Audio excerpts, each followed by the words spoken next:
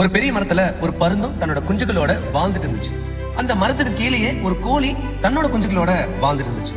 ஒரு நாள் என்னாச்சுன்னா, அந்த பருந்து குஞ்சு விளையாடிட்டு இருக்கும்போது அந்த சமயத்துல கால் தவறி அது கீழே கோழி குஞ்சுகளோட விழுந்துடுச்சு.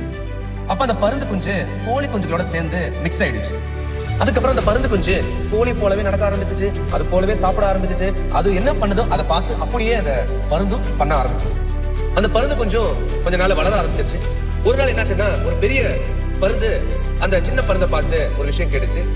உன்னாலதான் பறக்க முடியல, அப்புறம் ஏன் நீ தரையில நடக்கிற அப்படின்னு அந்த சின்ன பருந்தை பார்த்து அந்த பெரிய பருந்து கேட்டுச்சு. அதுக்கு அந்த சின்ன பருந்து என்ன சொல்லுச்சு அப்படின்னா, இல்ல என்னால பறக்க முடியாது, நான் ஒரு கோழி தான் அப்படின்னு சொல்லிச்சு. அப்ப அந்த பெரிய பருந்து தன்னோட நகத்துல அந்த பருந்தை பிடிச்சி ஒரு மிகப்பெரிய மலை உச்சிக்கு எடுத்து போச்சு. அந்த பெரிய பருந்து என்ன சொல்லுச்சு அப்படின்னா, இப்ப பாரு, உன்னால பறக்க முடியும், ஏன்னா நீ பருந்தோட பரம்பரை அப்படின்னு சொல்லிச்சு. அதுக்கு அந்த சின்ன பருந்து என்ன சொல்லுச்சு, இல்ல நான் ஒரு கோழி குஞ்சு, என்னால பறக்க முடியாது, என்னை விட்டுரு அப்படின்னு கெஞ்சிச்சான். உடனே அந்த பெரிய பருந்து அந்த பருந்து குஞ்ச மேல தள்ளி விட்டுச்சான். அந்த பருந்தும் பயத்துல வேகமா பூமி நோக்கி வரும்போது தன்னை அறியாமையே தன்னோட சிறகுகள் விரிக்க ஆரம்பிச்சு அதுவும் பறக்க ஆரம்பிச்சிருச்சு. கொஞ்சம் சிந்திச்சு பாருங்க, அந்த பெரிய பருந்து மட்டும் இல்லைன்னா அந்த சின்ன பருந்து ஒருபோதும் தன்னை பருந்து என்று தெரியாமையே வாழ்நாள் முழுக்க கோழின்னு நினைச்சு வாழ்ந்தது. இந்த கதையில இருந்து நம்ம கற்றுக்கொள்ள வேண்டிய பாடம் என்னன்னா, நம்மளோட வாழ்க்கையிலும் சில சமயம் ஒரு பெரிய தள்ளல் தேவைப்படுகிறது.